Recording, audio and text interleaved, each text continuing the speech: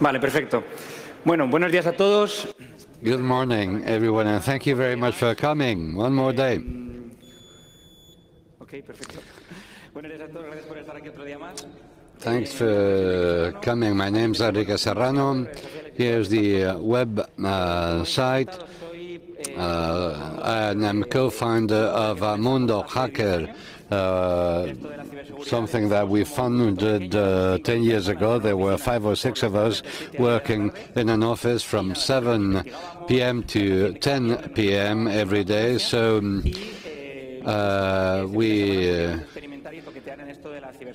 we've been doing a lot of work in order to, we spent many hours doing things, and we ended up hacking for TV, walking around the streets with a hidden camera on us. And this is what's made us arrive here to where we are, and we're very much involved in this world of cybersecurity. I'm also within security IBM for Spain, Portugal,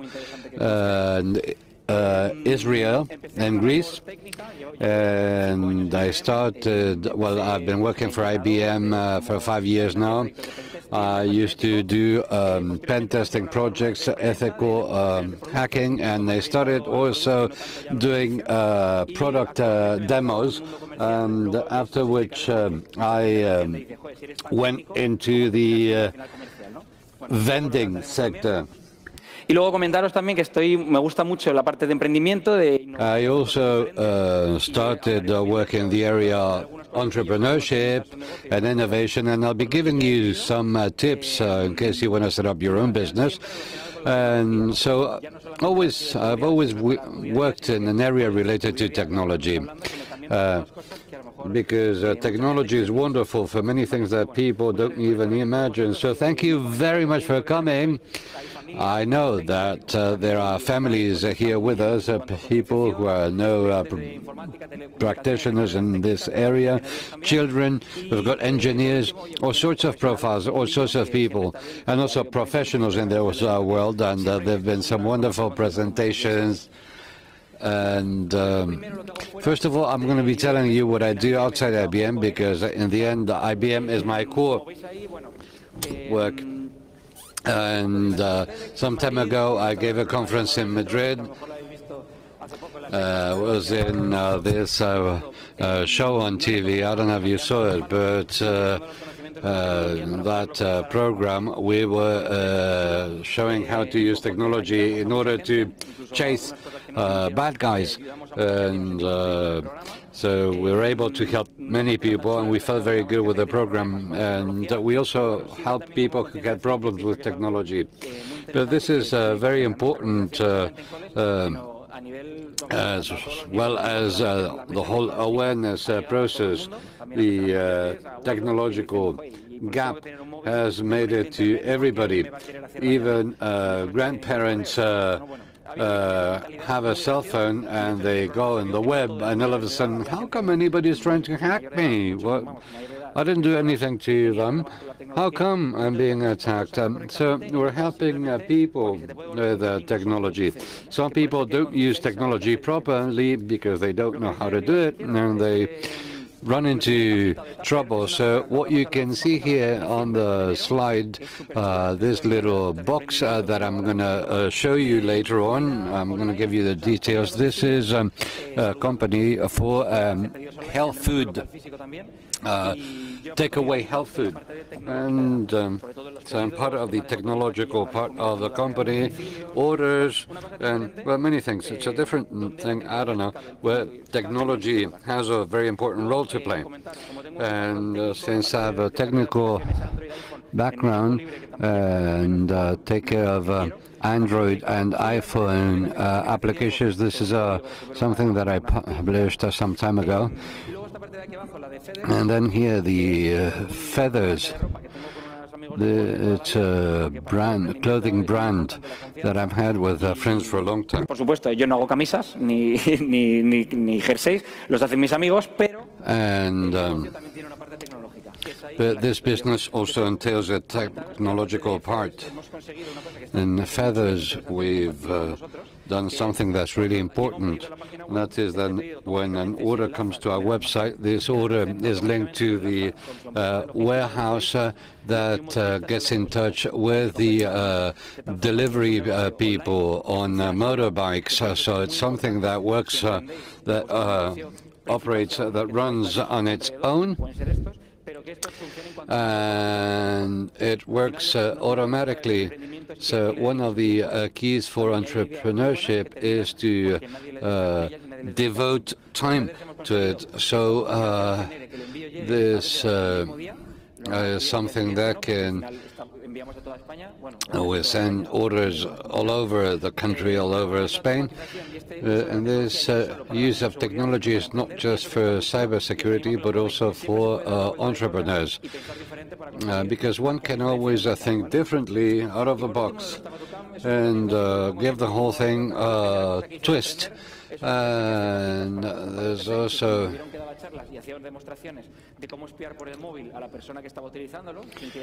and this is, what you can see on the slide are different projects, different businesses, as we can see. There's also this company that sells covers for your machines, cameras, that is for your computers, cell phones, so you can cover your camera, not be able not to be seen. So what do I do for IBM? I brought you an example. We do some very nice things. Right now we're working in artificial intelligence and cognitive systems, because it's not just interesting to detect a threat, but we have some cognitive tools that go a step further. It's not just knowing that somebody's in your system. Right now we see what actions, what things must be done. Porque buscamos en todo el mundo, no solo la nuestra. Bueno, un paso más allá, con herramientas cognitivas que hacen resultados súper interesantes, como el que, por ejemplo, os enseño aquí. No sé si lo sabíais, pero... I don't know if you knew this, but when you go into many important banks in Spain or around the world, there's a solution, and it's the following. For instance, at the beginning, the session says in blue, this is what people normally do. Once you learn how to use the mouse, whenever you log in, user's name, and then tab, and then we move the mouse to go to login. And the normal thing is to use the blue thing. So one of your valid session starts, you go to the red tab, the abnormal user behavior. Here we need to be, we're not sure 100% of what's happening. And then there's the known fraudster behavior. When you go to this black part, this generates an alert, and you're telling banks with 90% probabilities, this user is who he or she says it is. If you do weird things with your mouse, the bank may call you and say, "Is that you?" Same thing with mobile applications. Everybody has a different way to move your hand every time you click on a key. And here we know whether it's you or not. User's name, password, and for instance, you change hands. And these are behaviors according to which you tell the bank, well, this is the right user, so he is the one he is supposed to be. So this is just a little example, and it's not just to do publicity, but just to tell you there's the whole world behind with cognitive tools. And There's a whole bunch of open source online tools. For instance, video analysis, face recognition. There's a whole bunch of tools that are very easy to use with a great potential. So what are we concerned with in cybersecurity? This is something that I always tell when I go and see a client. This is the ex-Secretary of Defense of the U.S., Donald Rumsfeld.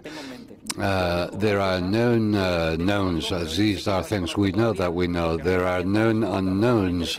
That is to say, there are things that we don't know.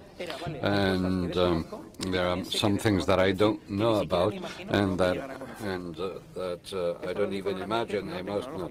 This is something that was done or said in a non-technological scenario. Now we speak about cyber war, etc. But I don't like being. I don't like to scare you or anything. But just to give you some figures, not just to tell you something and ask you to believe me, I brought this. This is a report we bring every year in IBM. Every year there are security analysts who just do research and investigations. But this is research. These are the types of threats we've seen in the last few years. This is from March 2014, 15, 16. Light green, these are XSS attacks in yellow, as QLI attacks, and also phishing. As you can see, there's a color that's predominant color. This is the one, 2016. That's everywhere, and it says unknown. And means that most attacks cannot be classified. So, and I think that this is very interesting for those of you who want to work in the area of cybersecurity. This is the right time to do so. It's curious. You see that most of the dots are undisclosed. We see that more and more we know less. There's more money invested, and we realize that we still need to invest much more. So let's go beyond this. These are the attacks or new vulnerabilities detected in the last few years since 2010. In 2010, there were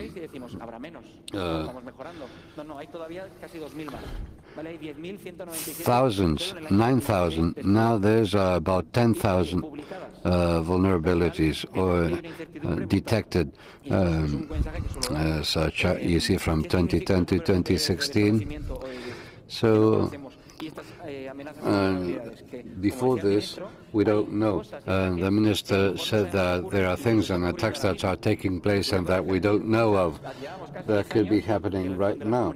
For instance, encrypted communications, whoever knew about this could be spying on them. Who knows? In 2017, maybe we were being listened through the mic, or maybe they're seeing us through the cameras, and nobody can make sure or ensure or tell us that we're not being spied on. So just to tell you that from the point of view of from a professional standpoint, there's a huge niche.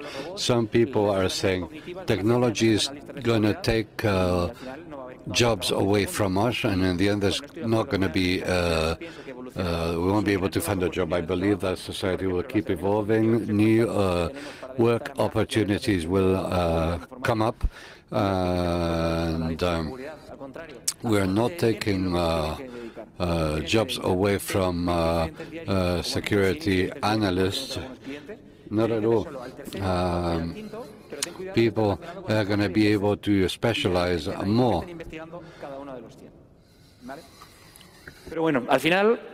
In the end, like I was saying at the beginning, this is an area, a domain, a sector that we love.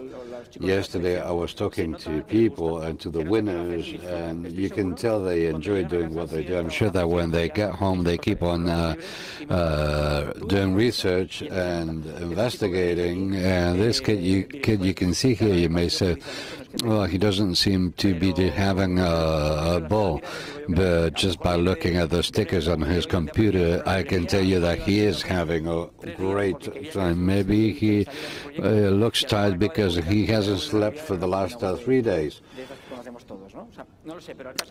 because he's been doing something he loves doing. So when there's passion, you'll make it, I know.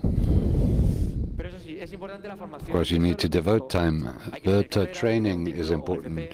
You need to go to college, you need to have a degree, you need vocational training. But in cybersecurity, I see people in high position analyzing people they want to hire, and then privately they tell me, I'm not asking degrees from them, I want people who really know what they do. Of course, training is needed, but it's true that there are very brilliant people who are sitting at home who are very good in cybersecurity, and they have opportunities. But I always invite, I always say that it's important to have something, it's basic, a degree is something, because people don't know you, and they need to know that there's something behind the person they are paying. But there are so many different profiles, you know. There's always something, because in the end, training, when you go to a company, not just showing that you know, but see that you end what you started, you're interested in what you're doing, and I think that this is really interesting. It's true that teamwork, for instance, in Bologna, they are encouraging teamwork. And I have an anecdote. Please raise your hand who's ever come across this situation. You work in a team with 10 people. There's always somebody who works very little or doesn't work at all, and that one person is never you. Does that happen to you? Yes. I'd like to know this one person who's lazy. I'd like to interview this person. And, well, these are just anecdotes. You know? Entonces, bueno, pero claro, mucha gente me dice, vale, ¿cómo empiezo? Many people tell me, well, okay, and how do I begin? How do I get started?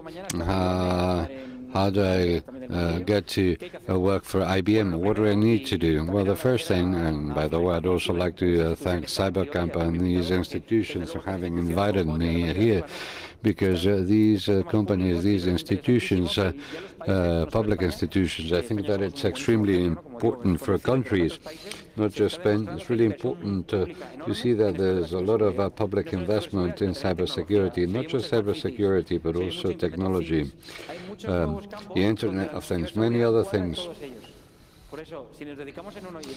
So if we specialize in something, there's opportunities. There's something I always tell, that is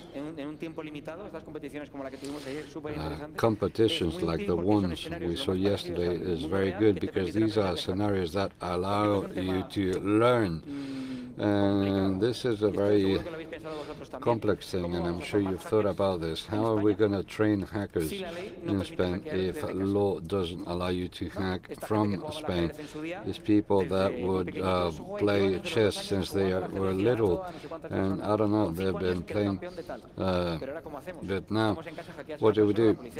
If somebody's hacking, the police will knock on the door tomorrow, so what do we do? How do we learn? So these things, so CTFs are very important. You capture the flank thing.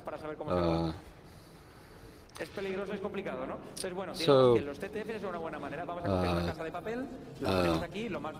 CTFs are a very important thing. And another thing is the war games. I've used them or especially in English. There's a couple in Spanish, I guess, or maybe more.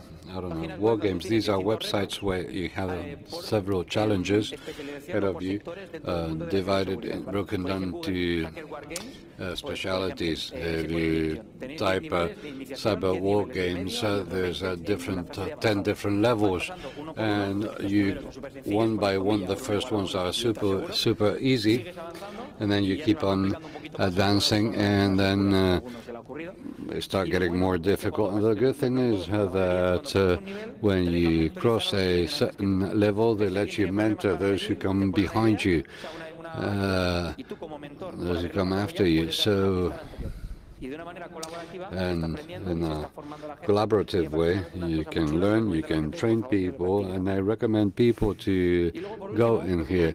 And then finally, what I was saying. Bueno, ya hablando de todo el mundo, se sabe que hay países que tienen edificios enteros. So people with hackers to administraciones, información privada, ahora con GDPR que ha llegado a Europa.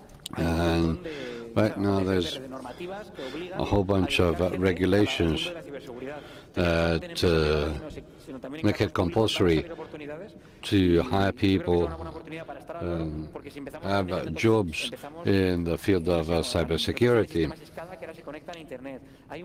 There's a whole bunch of opportunities, and if we specialize, we'll probably become leaders in 10 years.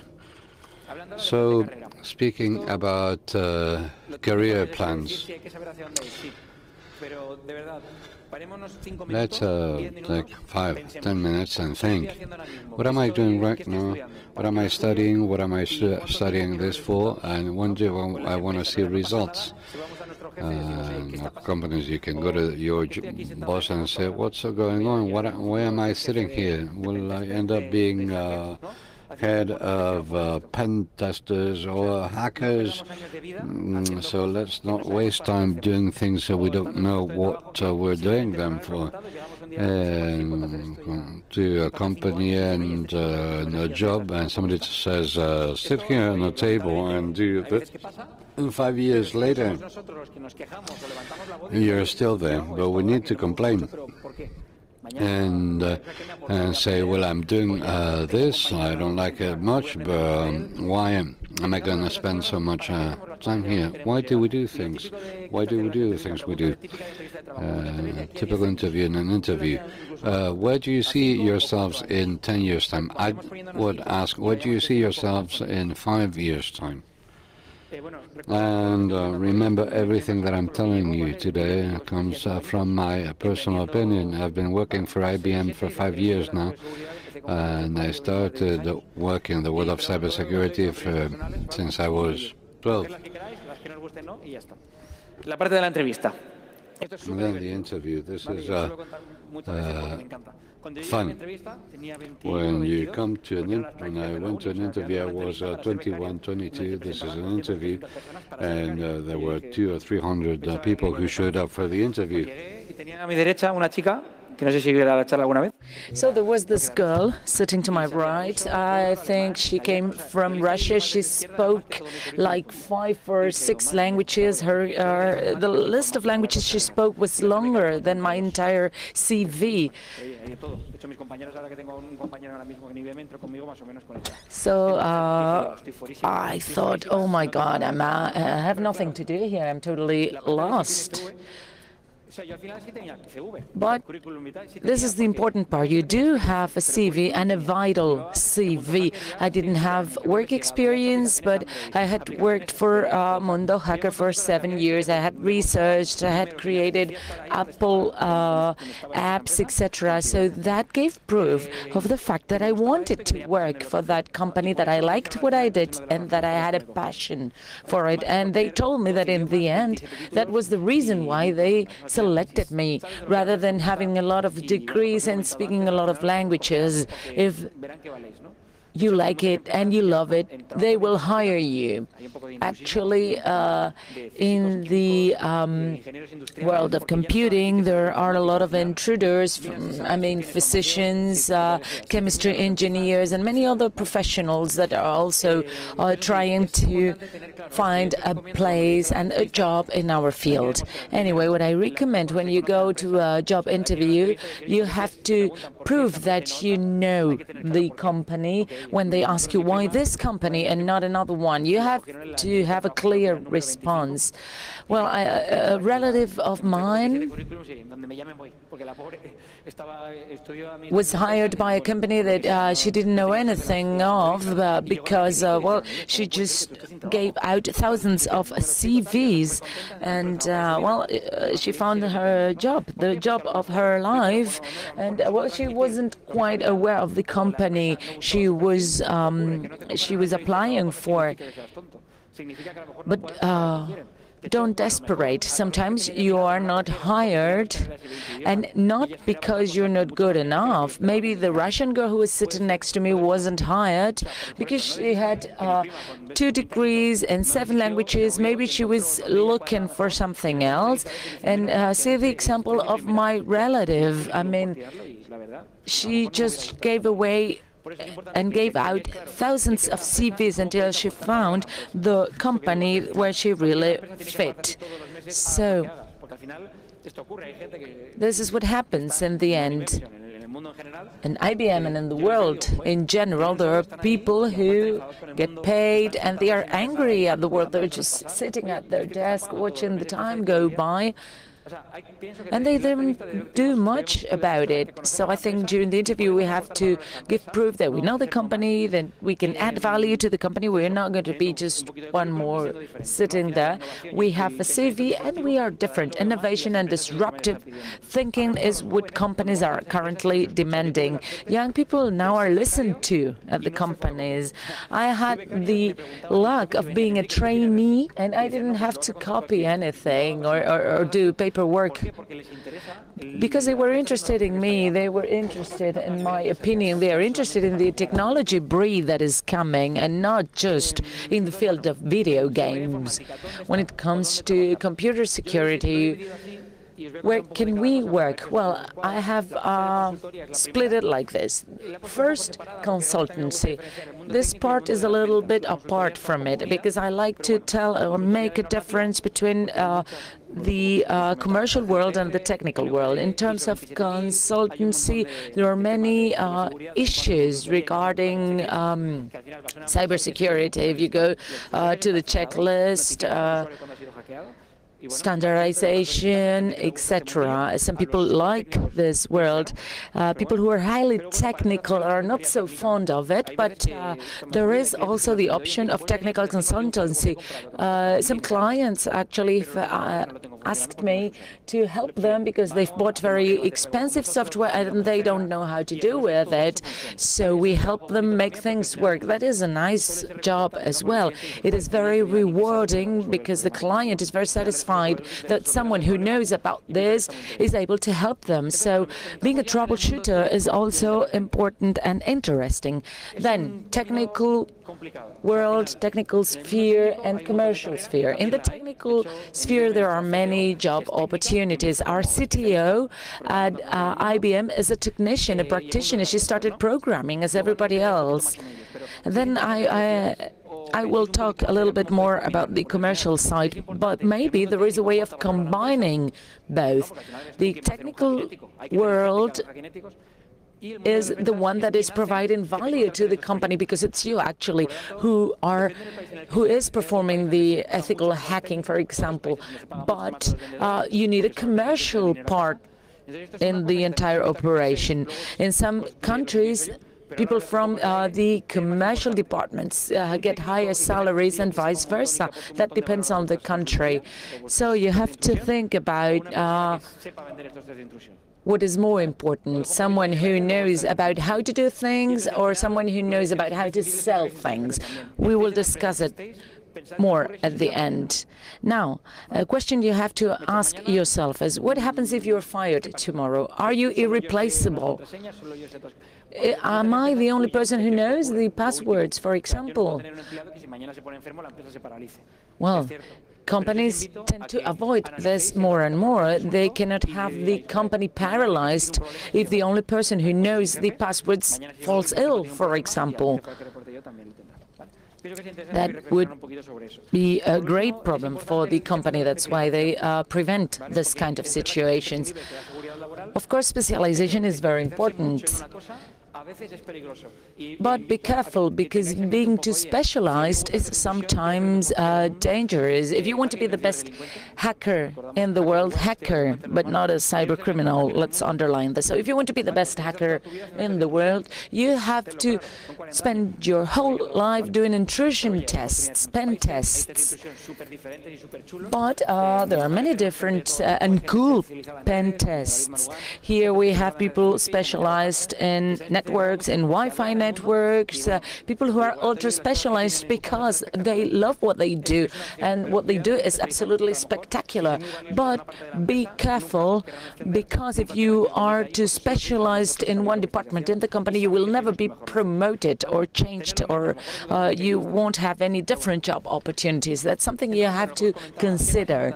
So, as I was saying, what is more important, being a practitioner or being a seller, a sales rep?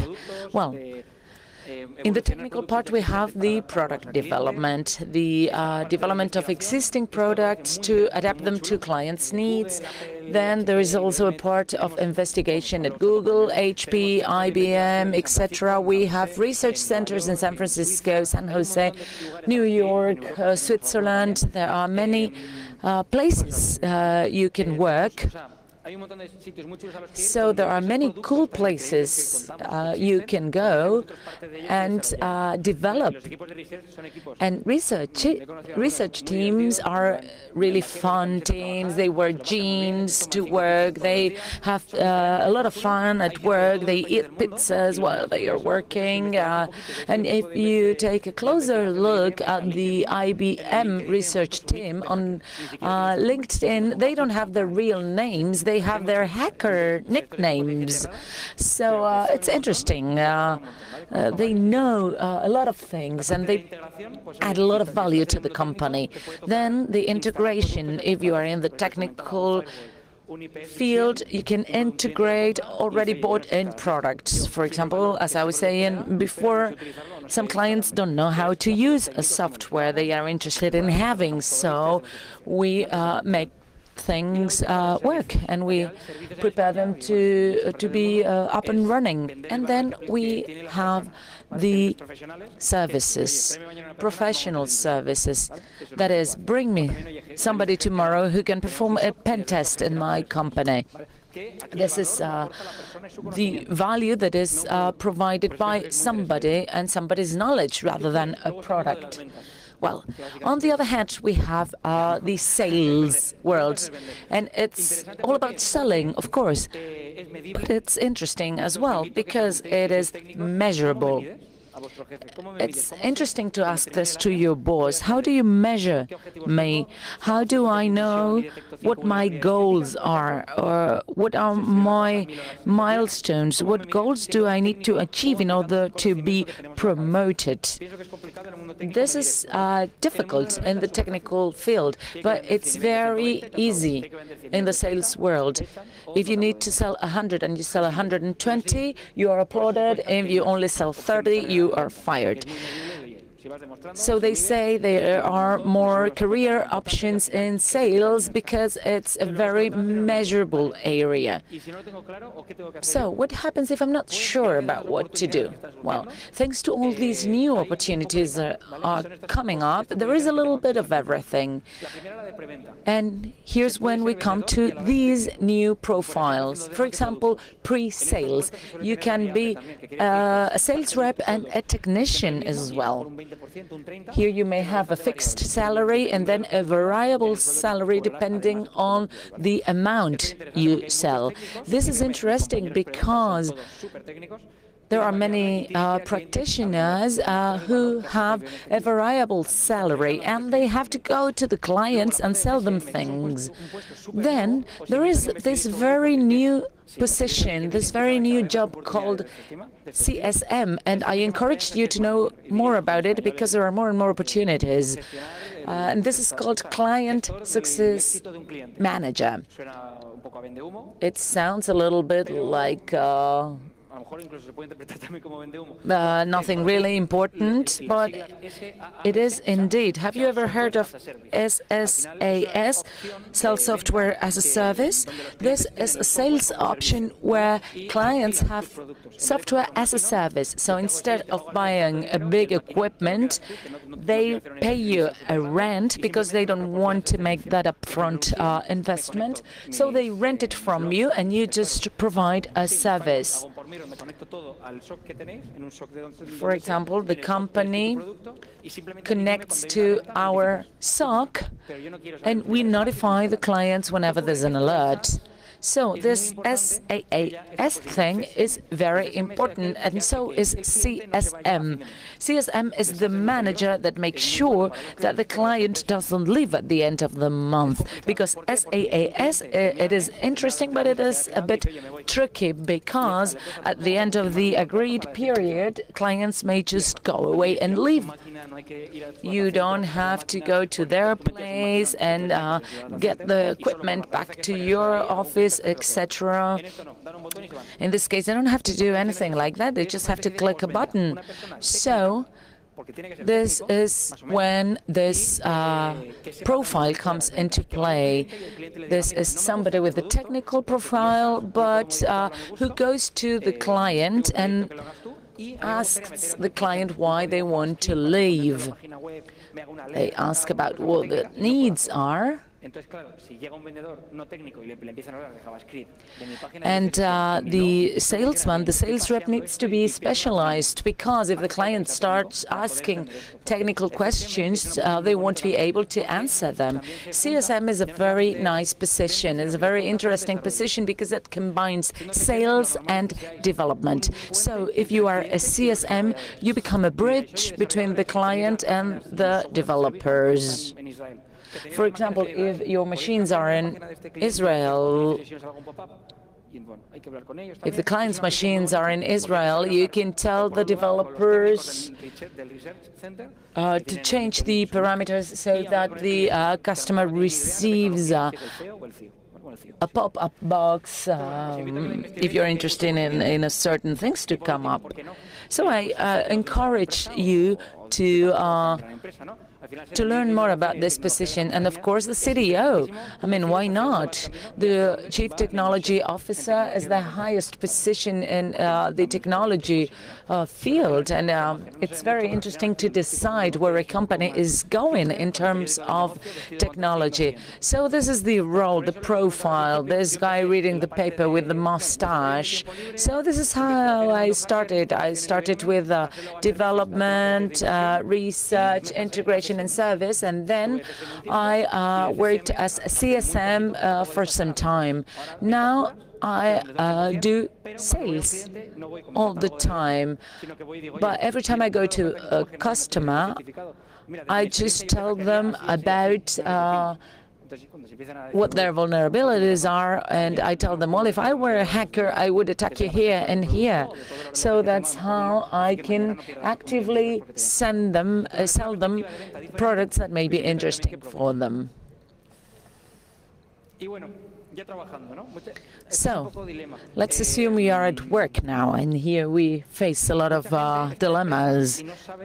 A lot of people work at companies and they don't know what that means, what that entails. For example, there are many multinational corporations such as IBM.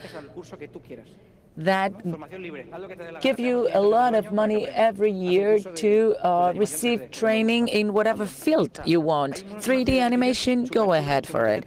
These are very good benefits that large corporations provide you. This is something that you need to ask. For example, this is very common in California. In California, this is the other way around. If you go to California, they tell you, come to my company because I'm going to pay social insurance, dentistry insurance. I'm going to invite you to many events. They have very different and very many benefits for you. And this is a different mentality in California. Coaching also. In many large corporations, you can get a coach if you ask for one. At IBM, for example, we have technical coaches and career coaches. The first one is someone you meet whenever you want, once a month or once every 2 weeks, etc. And the technical one is about asking, okay, I want to know more about IPS or about security ticketing tools, whatever.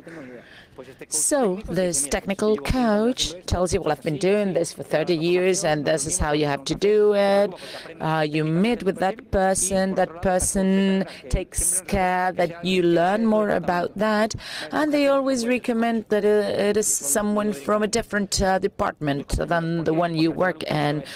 Your boss cannot be your coach, because the coach is going to tell your boss that it is time that you promote, or it's time that you get a pay rise. So the coach, the higher position he or she has, the better, because this person has a broader vision of the company. If it is the CDO, for example, you can understand the pathway that person followed in order to become a CDO. So it is very interesting. This is from my own experience. When you're talking to people who are at the very top or who are close to retiring, they are usually nicer to you, and they are very eager to help youngsters. So don't hesitate to go to them and ask them, I want to be with you in the future. What do you have to do? Then, mentality and challenges. There are many in this profession. This is something that needs to come from you. You need to learn all the time. If you spend 1 or 2 months without looking at Twitter or keeping yourself updated, there are thousands of new products and vulnerabilities every day. Therefore, you need to keep updated all the time and do different things. Well, regarding events and communities, there are many events like this one, communities such as Mundo Hacker. There are many options that I encourage you to attend. And the last part I would like to tell you about is the entrepreneurship. I'm going to tell you about stuff that has happened to me in my 7 years as an entrepreneur and things I would have liked to know when I started. First of all, it is good to have an idea and develop it. When you're at home and you realize you have a good idea and you want to develop it, that's great. But you need to set milestones and set dates, because I've seen people who've spent 10 years programming a tool. Well, maybe that tool is out of date, or maybe it's time to do something else. And they go, well, yeah, maybe you're right, because, yeah, now it's time to do something different, because 10 years after, that tool is not going to be as interesting as it was 10 years ago. This is the case of a friend of mine who started 7 years ago and who didn't realize that websites were totally different now. He knows that he won't be able to sell his solution in 20 years' time. So be an entrepreneur, that is great, but do it sensibly and set yourselves short and mid-term objectives. And now, what if somebody else has the same idea? And the former slide, or one of the first slides, gave you an idea of the very many different things I have done. Why? Because people have come to me asking for help. Because why, instead of spending thousands of euros in creating a website for you, well, instead of getting a payment and getting paid for creating and developing your entire website, maybe I can take a share in your company. That's not a bad idea, because there are many ways of adding this technological value to companies. So you may participate in a company in many different ways. For example, I can create your website, and everything you sell, I take a share of it. So if somebody doesn't have enough money to pay you to develop an entire website, well, you can get a share for every item they sell, for example, 2% or something like that. This is, well, something that I can think of now. But there are thousands of ideas that you can use in order to participate in a company. What's important here? Well, you have to know that a company is like a marriage, legally speaking. You sign a paper, you have legal liability towards one another. And this is very important, and I'm going to tell you a story. In one of the companies I used to have, I'm not telling you the name, we were several partners, and someone said, okay, we buy your company for this amount of money. Well, we said, we don't want to, because this is like our baby, we don't want to get rid of it. But one of the partners said, well, I do want to sell it. So here's where the problem starts. Well, according to the legal terms, this is divided according to the shares, the percentage. And at the end of the day, this is very sad. In our case, our partner, our fifth partner, just vanished, disappeared. If you leave the company and you have a share of that company, you need to sign at the end of every month and at the end of every quarter. So we had a lot of problems because this guy left, and we couldn't afford him leaving. So, well, we went looking for him. We had a lot of drinks together trying to convince him to sell the shares to us, to the other partners, rather than disappearing, because the company is paralyzed if you leave. If we had signed a partners agreement, this wouldn't have happened. Actually, this guy came back to the company, and he's now very happy working with us again. That's why I'm not saying the name. But having this partners agreement is very interesting, because you define all the conditions. I know a guy who signed this agreement, this partner agreement, with his two sisters. It was actually their father who made them do it. Why? Because you never know what can happen. We start with 3,000 euros, but what happens if it's 3 million euros in 10 years' time? Because when there is money at stake, there are always problems involved. So you have to think big. In that partners agreement, you set the conditions, for example, if you want to go for a capital increase. If I provided 1,000 euros, but you provided 100,000, that capital increase needs to be proportional. Otherwise, you're totally in trouble.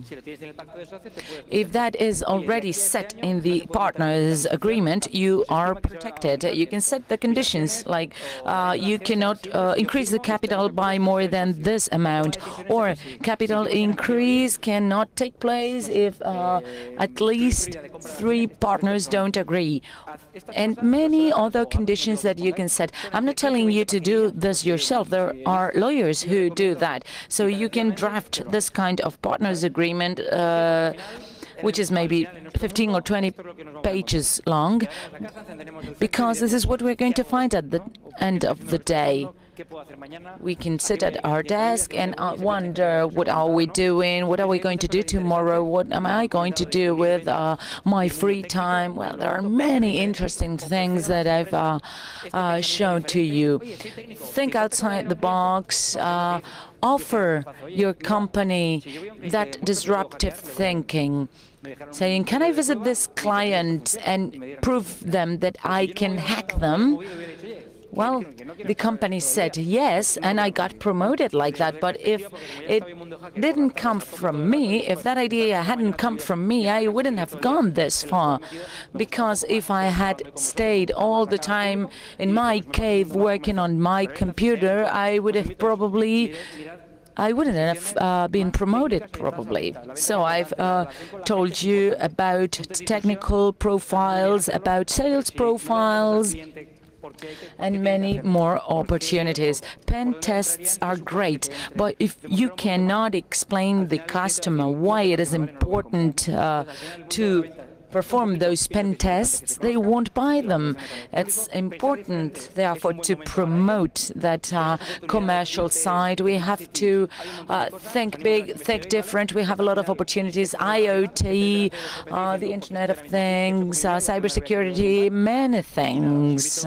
So I invite you to reflect, think ahead, and I hope my advice is useful. So I'll be happy to answer any questions you may have. It was my pleasure to be here, and I'll be around.